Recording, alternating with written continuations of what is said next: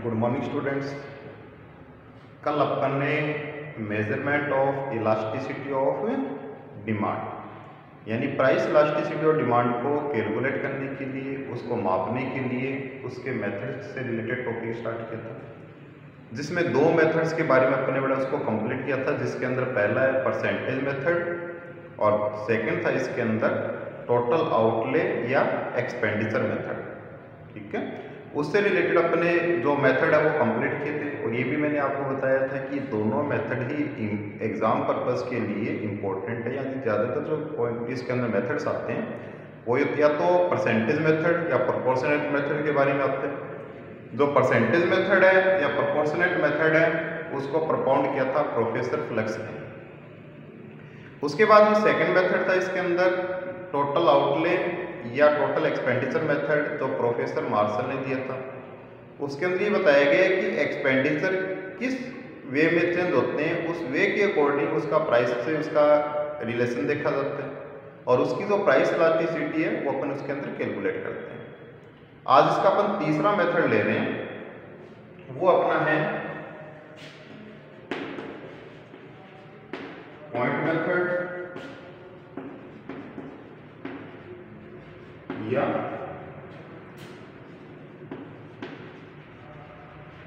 Geometrical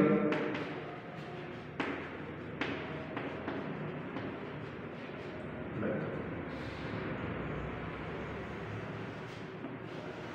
देखिए, point method या geometrical method का मतलब इसके अंदर यही है कि यदि अपन प्राइस इलास्टिसिटी और डिमांड यदि डायग्राम के द्वारा, रेखा चित्र के द्वारा यदि उसका मेजरमेंट करते हैं तो वो क्या कहलाता है, ज्योमेट्रिकली। यानी ज्योमेट्रिकली के अंदर इसके अंदर डायग्राम का अपन इसके अंदर यूज किया जाता है और इलास्टिसिटी और डिमांड वो कैलकुलेट की जाती है। इस मेथड का जो नॉर्मली यूज है वो तब किया जाता है जब प्राइस के अंदर जो चेंजेस है वो बहुत ही माइनर हो।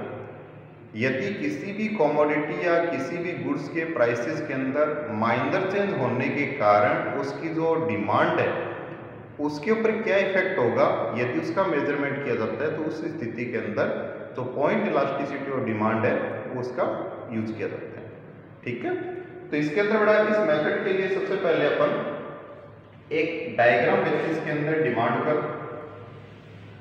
तो देखिए इसके अंदर ये ओ एक्सिस और एक्स एक्सिस हो गया और यहाँ पे इसका प्राइस, तो ये प्राइस है और ये इसकी क्वांटिटी।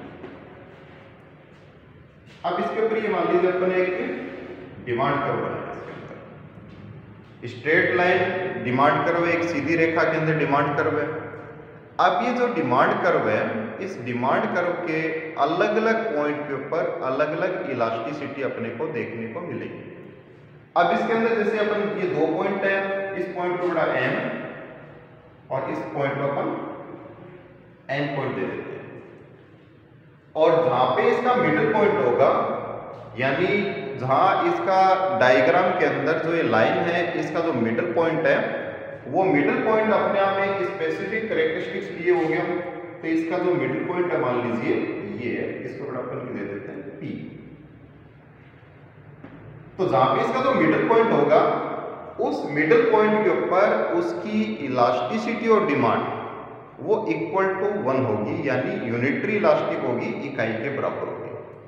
तो ये जो डायग्राम को यदि दो बराबर की बड़ा इसके अंदर सेगमेंट के अंदर डिवाइड करते हैं, उस पॉइंट के ऊपर उसकी जो इलास्टिसिटी और डिमांड है वो इक्वल टू 1 होगी। उसके बाद में यदि अपन इसके राइट वर्ड अगर आते हैं, नीचे की तरफ आते हैं, लोअर पोर्शन की तरफ आते हैं, तो ऐसी कंडीशन के अंदर एक पॉइंट जैसे बड़ा यहाँ पे और एक पॉइंट अपना ये एन पॉइंट है, तो इसके अंदर जो इलास्टिसिटी है वो कम होती रहेगी। यानी यहाँ पे इक्वल टू 1 है और यहाँ पे ये इसके अंदर 1 से लेस हो जाएगी और यहाँ पे क्या हो जाएगी, उसकी जो इलास्टिसिटी और डिमांड है वो 0 हो जाएगी। यानी इसके अंदर जो अपने डायग्राम है, डायग्राम को इसको अपने जो लाइन ऑफ इसके अंदर डिमांड कर्व है इसको इक्वल पोर्शन में बांटे। इसके राइटवर्ड या जो डाउनवर्ड इसके अंदर है उस डाउनवर्ड के अंदर अपन जितना नीचे आएंगे तो इसी स्थिति के अंदर इलास्टिसिटी और डिमांड है वो लेस देन यूनिटरी, और एक पॉइंट के ऊपर ये क्या हो जाएगी, जीरो हो जाएगी। तो ये तो इसका बड़ा लोअर सेगमेंट हो गया। यदि इसके लेफ्टवर्ड चलते हैं अपन, यानी इसके अपर सेगमेंट के ऊपर चलते हैं, तो उस स्थिति के अंदर ये यहाँ पे जो इसका इलास्टिसिटी और डिमांड है वो क्या होगी बेटा, इसके अंदर ये अपनी इनफाइनाइट हो जाएगी, यानी अनंत मिलेगी अपने को। और अगर मान लीजिए इस पॉइंट के ऊपर अपन देखें तो यहाँ पे इलास्टिसिटी और डिमांड है वो इक्वल टू 1 है। तो इस स्थिति के अंदर यदि इसको अपन और ऊपर की तरफ देखें तो ये इलास्टिसिटी और डिमांड है वो मोर देन यूनिटरी होगी, इसके अंदर एक से ज्यादा होगी। तो इसके अंदर जब अपन इलास्टिसिटी और डिमांड कैलकुलेट करने के लिए उसको बड़ा अपन इसका डायग्राम का यूज करते हैं, या इसको एक मान लीजिए डिमांड लाइन के अंदर अपन उसकी अलग अलग इलास्टिसिटी को कैलकुलेट करते हैं, तो ये इलास्टिसिटी कैलकुलेट करने का मेथड अपना पॉइंट मेथड या ज्योमेट्रिकल मेथड है वो कहलाता है इसके अंदर। अब ज्योमेट्रिकल मेथड के अंदर बड़ा जो ऊपर वाला जो पोर्शन है ये, यानी इस पॉइंट से ऊपर वाला, तो ये तो क्या कहलाएगा इसका अपर सेगमेंट, और इस पॉइंट से जो नीचे वाला पॉइंट है ये इसका लोअर सेगमेंट। ठीक है, अपर सेगमेंट और लोअर सेगमेंट को बड़ा कंपैरिजन करके अपन इसकी इलास्टिसिटी और डिमांड कैलकुलेट कर सकते हैं। तो इलास्टिसिटी और डिमांड इसका फॉर्मूला क्या बना, lower segment divide by upper segment. ठीक है, अब मान लीजिए अपने को इलास्टिसिटी और डिमांड कैलकुलेट करनी है, तो इसका जो लोअर सेगमेंट है वो मान लीजिए Pn है, तो इसके अंदर Pn डिवाइडेड बाय ऊपर वाला सेगमेंट बड़ा इसके अंदर वो है अपना Pm।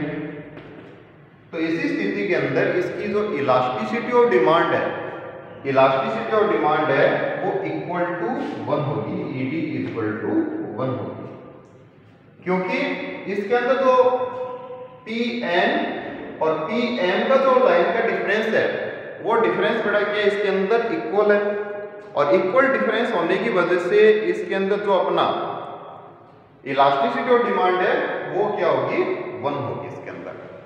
अब अनदर पॉइंट के ऊपर अपन चेक करते हैं, इसके अंदर दूसरे पॉइंट के ऊपर चेक कर सकते हैं कि यदि अपने को कोई दूसरे पॉइंट के ऊपर चेक करना है, तो मान लीजिए अपन इसके अंदर इनको बड़ा अलग अलग पॉइंट दे सकते हैं, जैसे ये M है, ये N है, और बीच का पॉइंट अपन ने इसका क्या दिया, इसके अंदर P दिया है। तो अपन इसके अंदर इसको मान लीजिए पॉइंट A और इसको पॉइंट B मान सकते हैं। ठीक है, तो इसके अंदर देखिए अब अपन इस पॉइंट के ऊपर अगर चेक करते हैं तो इसके अंदर इलास्टिसिटी और डिमांड कैलकुलेट करने के लिए इसका जो लोअर सेगमेंट है वो क्या इसके अंदर Bn है, और इसका जो अपर सेगमेंट है वो Bm है। तो इसी स्थिति के अंदर देखिए इसकी जो इलास्टिसिटी और डिमांड है Bn है वो बड़ा इसका जो लाइन है उसका डिफरेंस कम है, और जो Bm है उसकी जो लाइन का डिफरेंस है वो ज्यादा है। तो इसके अंदर जो इलास्टिसिटी और डिमांड है वो लेस देन यूनिटरी होगी, यानी इकाई से कम अपने को मिलेगी इसके अंदर। इसी तरह से बड़ा इसका अपन इस पॉइंट के ऊपर अगर अपन चेक करें तो इसके अंदर भी चेक कर सकते हैं।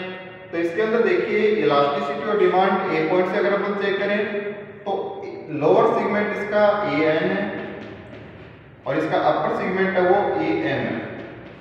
तो इसकी जो इलास्टिसिटी और डिमांड है वो इसका लोअर सेगमेंट ज्यादा है और इसका अपर सेगमेंट क्या है, कम है। तो इसका जो आंसर है वो 1 से ज्यादा आएगा, तो इलास्टिसिटी और डिमांड ग्रेटर देन 1 होगी। तो ये more than unitary elastic demand है वो कहलाएगी इसके अंदर। ठीक है, तो इसके अंदर जो पॉइंट मेथड या ज्योमेट्रिकल मेथड है, इस ज्योमेट्रिकल मेथड या पॉइंट मेथड के अंदर इसके पॉइंट के अकॉर्डिंग अपन इलास्टिसिटी और डिमांड है वो कैलकुलेट करते हैं। इस मेथड का बड़ा यूज कब किया जाता है, यदि किसी भी कॉमोडिटी या किसी भी गुड्स की जो प्राइसेस है उसके अंदर जो चेंजेस है वो बहुत माइनर होता है, कुछ पैसे के अंदर या एक मान लीजिए नॉर्मल से अपन माने कि एकदम मिनिमम अमाउंट के अंदर चेंज होता है, और उसके कारण जो उसकी जो कॉमोडिटी की जो डिमांड है उसके ऊपर जो इफेक्ट का अपन कैलकुलेट करते हैं या उसको चेक करते हैं तो वो पॉइंट मेथड के द्वारा कर सकते हैं। पॉइंट मेथड के अंदर जो अपना ज्योमेट्रिकल मेथड इसके अंदर इसके लिए एक डायग्राम बनाएंगे अपन, जिसके अंदर एक डिमांड कर्व बनाएंगे जो एक स्ट्रेट लाइन के अंदर होता है। अब इसके अंदर जो इसका मिडिल पॉइंट होता है, उस मिडिल पॉइंट के ऊपर बेटा जो इलास्टिसिटी और डिमांड है वो इक्वल टू 1 यानी यूनिटरी होती है।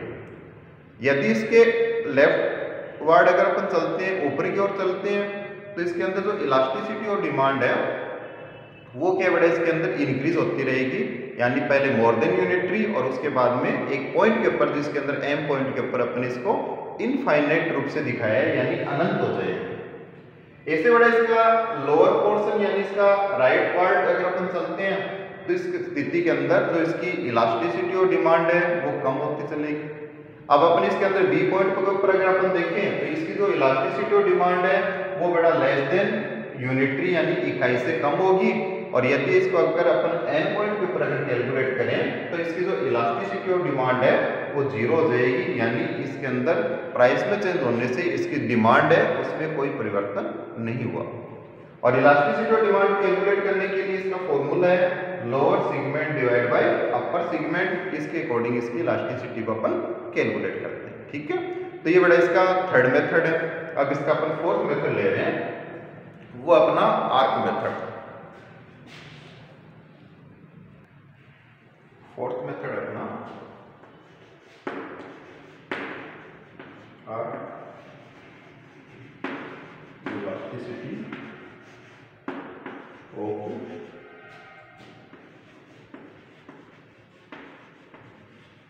Demand.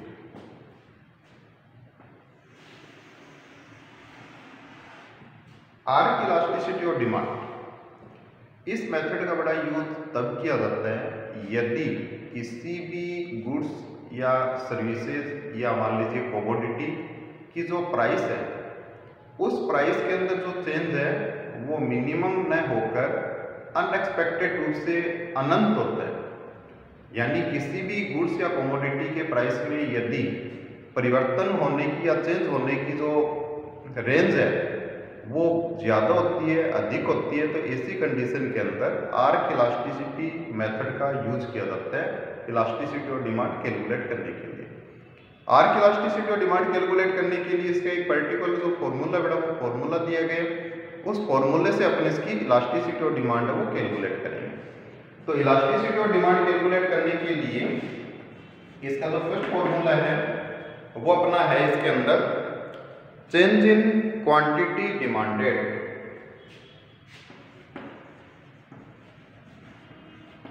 Change in quantity demanded. ठीक है, इसके बड़ा डिवाइडेड बाय इसकी इनिशियल क्वांटिटी ऑफ डिमांड और न्यू क्वांटिटी ऑफ डिमांड है उसको सम कर देंगे।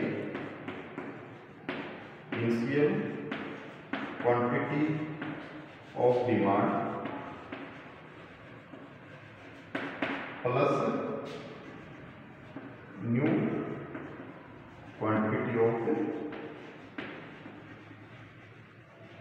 डिमांड। अब इसके पूरे के नीचे divided bye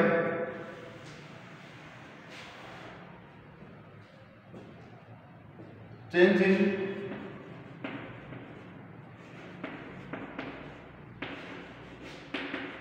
price divided by इसके इनिशियल प्राइस प्लस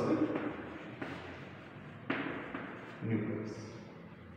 ये बड़ा इसका फॉर्मूला है, इस फॉर्मूले से अपन इसकी इलास्टिसिटी और डिमांड है वो कैलकुलेट करते हैं। तो इलास्टिसिटी और डिमांड निकालने का ये फॉर्मूला है। इसको बड़ा कुछ चेंज में लिख सकते हैं अपन, कुछ अलग रूप में भी लिख सकते हैं। तो इसके अंदर अपन इस फॉर्मूले को delta Q divide by Q1 plus Q2 divided by delta P divided by P1 plus P2। इस फॉर्मूले के द्वारा भी इसको अपन कैलकुलेट कर सकते हैं। तो इसके अंदर तो Q1 और P1 बड़ा वो इनिशियल इसके अंदर क्वांटिटी ऑफ डिमांड है और P1 है वो initial price of A commodity है, यानी वस्तु का जो प्रारंभिक मूल्य है और प्रारंभिक उसकी जो डिमांड है वो है। ऐसे इसके अंदर Q1 और P2 है वो इसकी न्यू क्वांटिटी डिमांडेड है और P2 है वो उसका न्यू प्राइस है। तो इसका जो पूरा जो फॉर्मूला है वो तो ऊपर वाला है, इस फॉर्मूले की जगह आप इसका जो नीचे वाला फॉर्मूला है वो भी आप इसके अंदर बड़ा पुट कर सकते हो।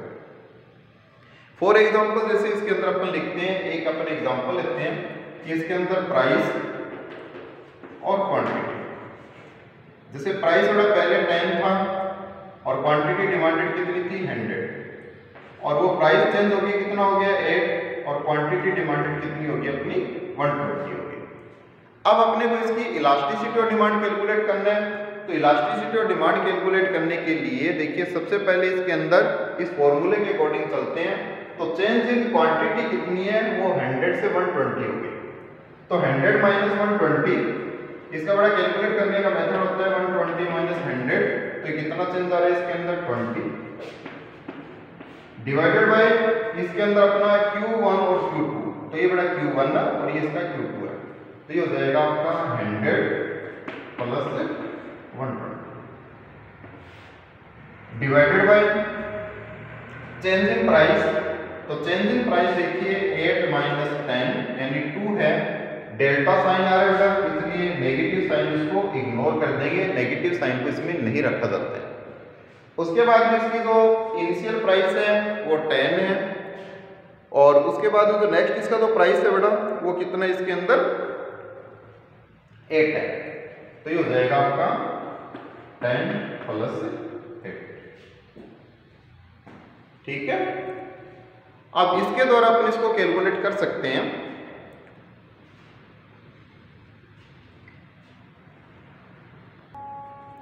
तो बेटा इसका जो वैल्यू आ रहा है वो 20 डिवाइड बाय 120 और 2 डिवाइड बाय 18, इसको सोल्व करेंगे तो 20 divide by 220 multiply by 18 divide by 2, इस चीज को कैलकुलेट करेंगे। तो जब इसको कैलकुलेट करेंगे तो ये तो हो जाएगा बेटा इसके अंदर 10 180 को अगर अपन डिवाइड कर देते हैं कितने से 220 से, तो ये आ रहा है आपका 0.81